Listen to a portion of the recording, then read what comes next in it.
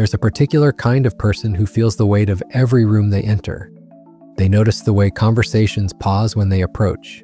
They catch the quick glances, the subtle shifts in body language, the unspoken judgments that seem to hang in the air like smoke. These are the people who carry an invisible burden that others rarely understand. They want to connect, to belong, to be seen for who they truly are. But something inside them whispers that being seen is dangerous. That exposure leads to rejection.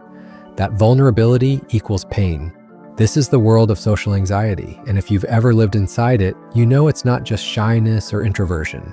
It's something deeper, something that touches the very core of how you experience human connection. Because social anxiety isn't really about social situations at all. It's about the mind's attempt to protect itself from a pain it believes is inevitable. The pain of being judged, the pain of being found lacking, the pain of being rejected by the very people you long to understand you. The psychology behind social anxiety is rooted in one fundamental fear, the fear of negative evaluation. But this isn't a simple fear of criticism.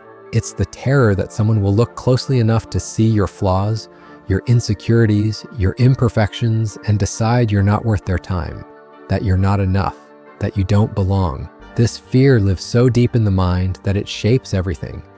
How you walk into a room, how you hold your body, how you choose your words, even how you breathe.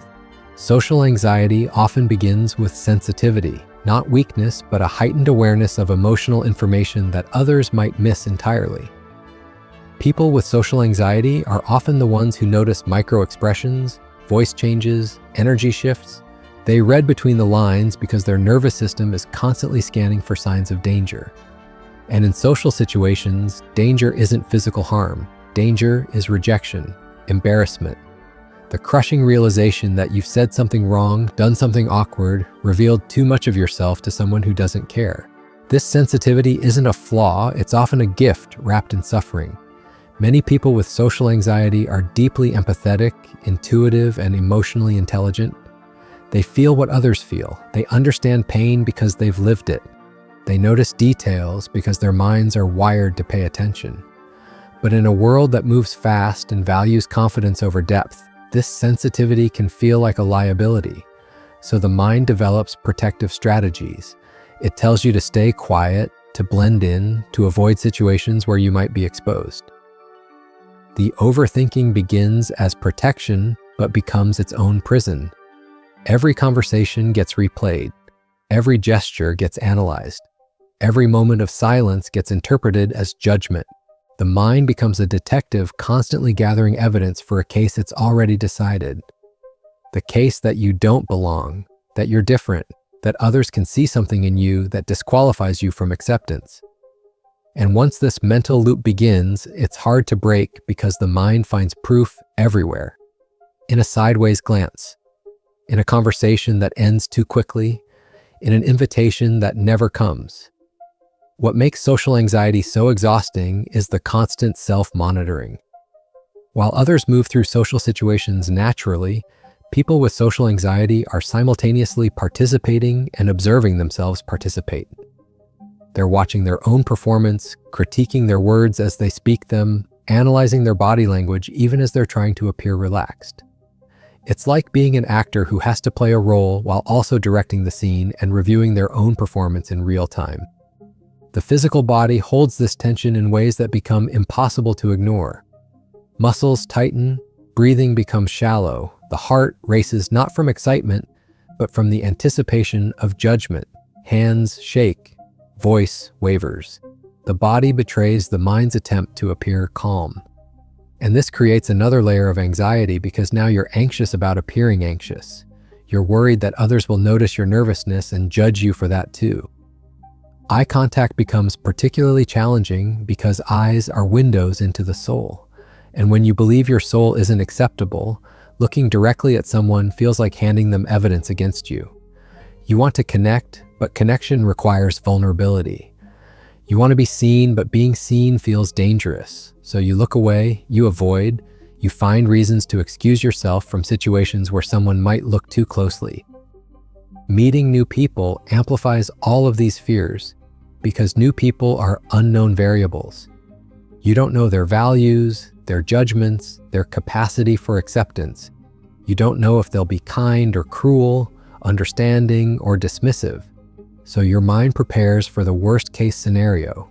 It assumes rejection before it happens.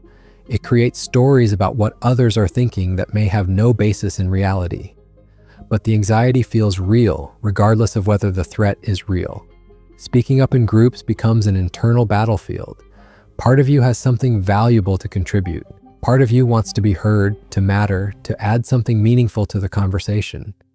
But another part whispers warnings. What if your idea isn't good enough?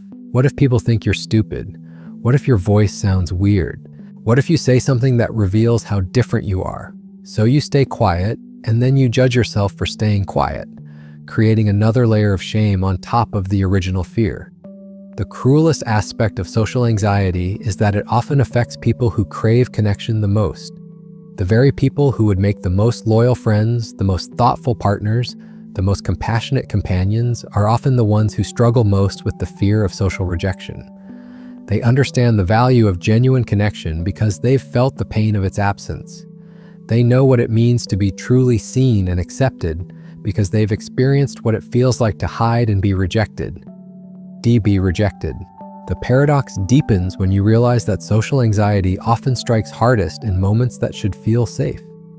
A family gathering where someone asks what you've been up to lately. A work meeting where you know the answer but can't bring yourself to speak. A casual conversation with a neighbor who's just being friendly. These ordinary moments become loaded with invisible pressure because your mind transforms every interaction into a test you're convinced you'll fail. The memories don't help. Social anxiety has a way of collecting evidence from the past and using it to predict the future. That time you said something awkward in 7th grade, the moment you tripped in front of people, the joke that didn't land, the silence that felt too long. These moments get stored not as isolated incidents, but as proof of some fundamental inadequacy. They become the lens through which you view every new social situation, not as opportunities, but as potential scenes of humiliation waiting to unfold. What others see as confidence, people with social anxiety see as a foreign language they never learned to speak. They watch others laugh easily, join conversations without invitation, disagree without fear, express opinions without apology. And they wonder how these people learn to exist so freely in their own skin, how they develop the ability to be disliked without being destroyed, how they can risk being wrong without feeling like they're risking everything. The exhaustion comes not just from the anxiety itself, but from the constant performance of trying to appear normal. You learn to smile at the right moments, nod at appropriate times, ask questions that deflect attention from yourself. You become skilled at being present while remaining hidden, at participating while staying protected. It's a delicate dance that requires enormous energy because you're not just engaging with others. You're managing your internal world while navigating the external one. Social anxiety creates its own vocabulary of avoidance. You develop headaches before parties. You remember urgent tasks that need to be done instead of attending events. You master the art of showing up late so you don't have to stand around making small talk. Or you arrive early to avoid the anxiety of walking into a room full of people who are already engaged in conversation. You find bathroom breaks when the social pressure becomes too intense. You check your phone as a way to look busy and avoid eye contact. The cruel irony is that this avoidance, which feels protective in the moment, often reinforces the very fear it's trying to address. Each avoided conversation becomes evidence that social interaction is dangerous. Each declined invitation confirms that you don't belong. Each moment of hiding validates the belief that being seen would be catastrophic. The mind, in trying to protect you from social pain, creates a prison of isolation that generates its own kind of suffering. But social anxiety isn't random. It often develops in people who were told, either directly or indirectly, that parts of themselves weren't acceptable. Maybe they were too sensitive in a family that valued toughness, too quiet in an environment that rewarded loudness, too different in spaces that demanded conformity. The anxiety becomes a way of trying to prevent future rejection by hiding the parts of yourself that were once deemed unworthy of love or acceptance. Sometimes social anxiety emerges from a single moment of social trauma. Being laughed at when you were vulnerable, being excluded when you tried to belong, having your trust broken when you opened up to someone. These experiences teach the nervous system that social connection equals danger, that authenticity leads to pain, that being yourself is a risk you can't afford to take. So you learn to present a carefully curated version of yourself, one that feels safer but also feels hollow. The overthinking that accompanies social anxiety isn't just worry. It's a desperate attempt to control an uncontrollable situation. If you can anticipate every possible way the interaction might go wrong, maybe you can prevent it from happening. If you can plan the perfect response to every potential question, maybe you won't be caught off guard. If you can read every micro-expression and body language cue, maybe you can adjust your behavior before someone decides you're not worth their time. This mental rehearsal can consume hours, days, even weeks before a social event. You script conversations that may never happen. You imagine scenarios that exist only in your mind. You prepare for rejection, judgment, embarrassment, all while hoping desperately that none of it will occur. It's like training for a war that might never be fought, but the preparation itself becomes exhausting. The tragedy of social anxiety is how it distorts perception. A neutral expression gets interpreted as disapproval. A moment of distraction gets read as disinterest. A change in someone's tone gets analyzed as evidence of your inadequacy. The mind becomes hypervigilant to signs of rejection, scanning every interaction for proof that you've failed some invisible social test. And this hypervigilance, while trying to protect you, often creates the very disconnection you're trying to avoid. People with social anxiety often possess a deep capacity for understanding others precisely because they spend so much time trying to decode social situations. They notice when someone is struggling because they recognize the signs. They're sensitive to others' moods because they're constantly monitoring emotional atmospheres. They're often the first to offer comfort because they know what it feels like to suffer in silence. Their anxiety, while painful, often makes them more compassionate, more aware, more attuned to the hidden struggles that others carry. While painful, them more compassionate, more aware, often makes more attuned to the hidden others carry struggles. Social anxiety isn't a character flaw or a weakness to overcome. It's the mind's complex response to a world that often feels too fast, too harsh, too quick to judge. Behind every person who struggles with social connection is someone who feels deeply, thinks carefully, and cares profoundly about human connection.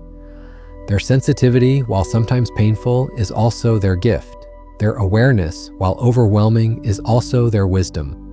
The very traits that create their anxiety, their empathy, their intuition, their emotional depth, are often what make them the most genuine, most understanding, most loyal people you'll ever meet.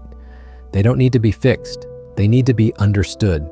Because in a world that moves too quickly, people who feel too much remind us what it means to be truly human.